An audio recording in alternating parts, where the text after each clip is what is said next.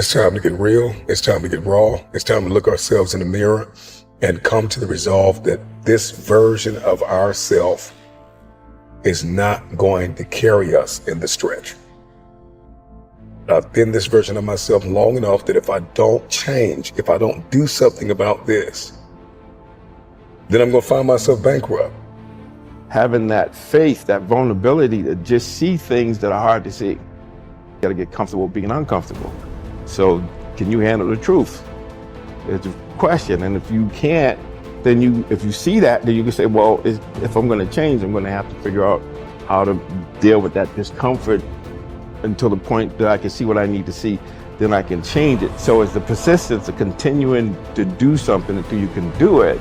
Can't is not an option. It's either I will or I won't. I know I can, but I will or I won't, and that's the thing. And in some cases, you may try your hardest and you just don't win, or you don't pass a test, or you don't succeed. That's part of life. Understanding it's going to take hard work, discipline, and learning how to work with other people in order to get to the next level. There's not other people that aren't holding you back. Your boss isn't holding you back. Your parents aren't holding you back. Those are excuses. To me, there's no such thing as luck, okay? All luck is preparation meeting opportunity, plain and simple.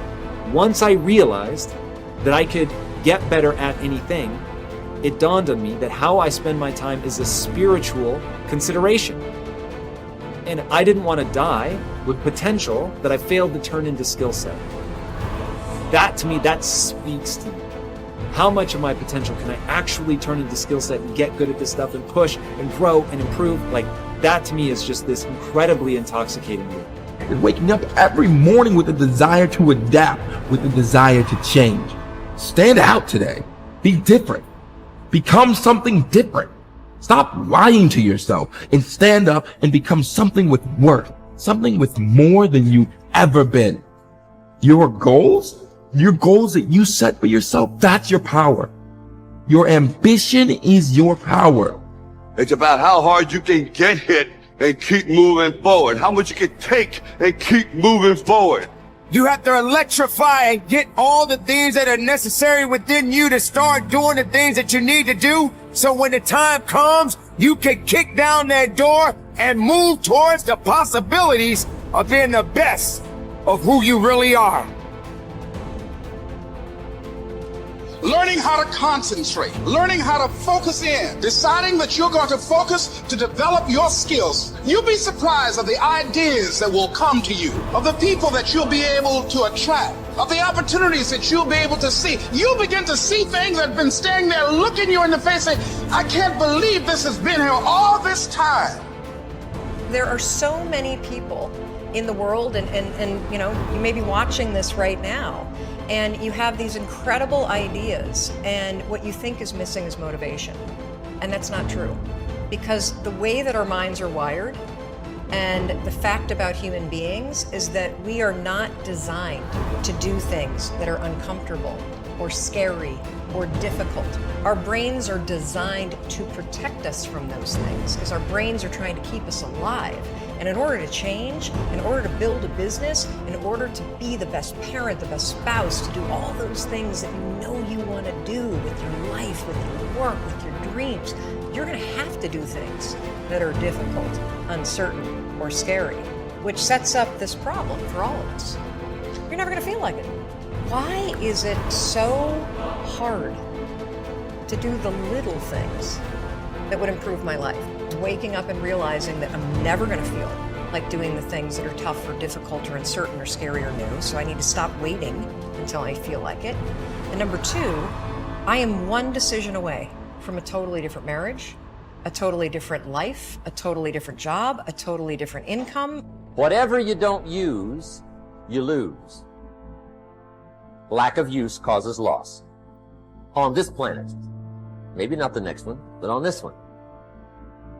If you tie your arm to your body, leave it there long enough, you'll never use it again. It's over. For the arm. Now, it may not be over, but it's over for the arm. The only way to keep the use of this arm is what? Keep using it. If you quit, you lose. Automatically. They don't bring it up for a vote. You lose automatically when you quit. Now, the same thing that goes for your arm goes for your brain, mentality. The same thing goes for all the human virtues. Ambition, unused, decline. Strong feelings, unused, diminish. It doesn't grow, it diminishes. Faith, unused, decreases. It's a law. Vitality, unused, diminishes. Energy, unused, decreases. The guy says, well, I'm going to save up my energy. You can't do that. That's like trying to save today, put it on the end of the year. See, you can't do that. They'll come take you away. If you don't use today, what? It's lost.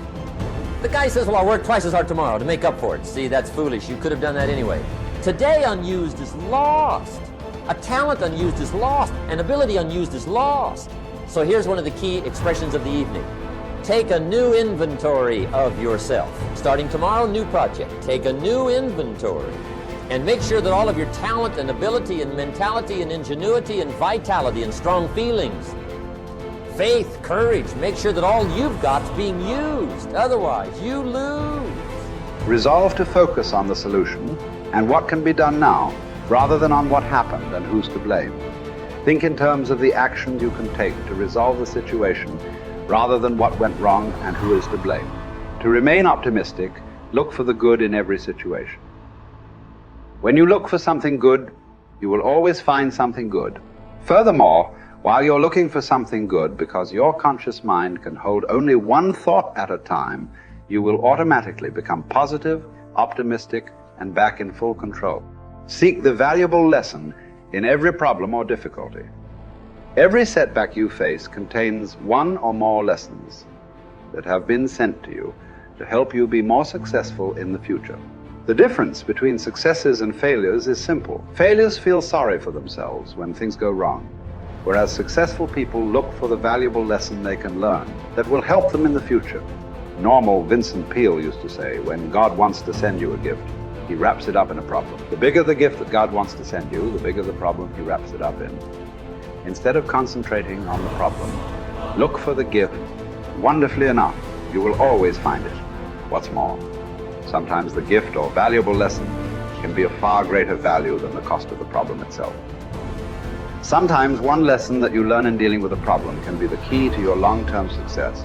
As Napoleon Hill wrote, within every problem or obstacle lays the seed of an equal or greater opportunity or benefit. Your job is to find it. Continually think of yourself as a strong, powerful, resolute person in the face of adversity. In World War, a British general was described by his superiors. There he stands like an iron peg driven into the frozen ground, immovable. Let this be an accurate description of you whenever you face difficulties or problems of any kind. Resolve to stand like an iron peg driven into the frozen ground. When you resolve in advance that you will never give up, your success is virtually guaranteed. In the final analysis, nothing can really stop you but yourself. In life, it doesn't matter how many times you get knocked down. All that matters is how many times you get back up. If you continue to get back up and press onward, you must eventually reach your goal. Each time you exert yourself, discipline to persist in the face of adversity, you also increase your self-esteem and self-confidence. Then, as your self-esteem increases, you feel stronger, more powerful, and more unstoppable. When you feel better and stronger, you become more capable of persisting the next time, and then the time after that. By disciplining yourself to persist in the face of all adversity, you put your life onto an upward spiral of self-esteem, self-discipline, and persistence until you eventually become like a force of nature. I think the best way to prove your value is to work, is to learn, is to absorb, to be a sponge. You always want to outwork your potential. As hard as you believe you can work, you can work harder than that. And that's what I tried to do when I first came in the league. But, you know, basketball is such a direct competition sport that me coming in at 17, I hated when, like, my teammates would say, you know, I get hit with an elbow, right? Shaq would hit me with an elbow in practice. I always had that extra chip on my shoulder. So, like, every day in practice for me was really trying to annihilate everybody that I was playing against. I wanted to prove you don't need to babysit me. And so it's always that competitive nature, the work ethic, and curiosity. My philosophy was a very simple one. Rudy was one of my favorite films growing up. After watching that film, I come to understand if I could work that hard, what would my career be? And I made a promise to myself from that day that I was going to work that hard every single day so that when I do retire, I have no regrets. And that was the most important thing for me, is to leave no stone unturned, get better every single day. And if I lived that way, then over time, you know, I'd have something that was beautiful. But that was my philosophy. It seems like a pretty simple one, but you know, if you live your life to just get better every single day, you do that for 20 years, I mean, what do you have?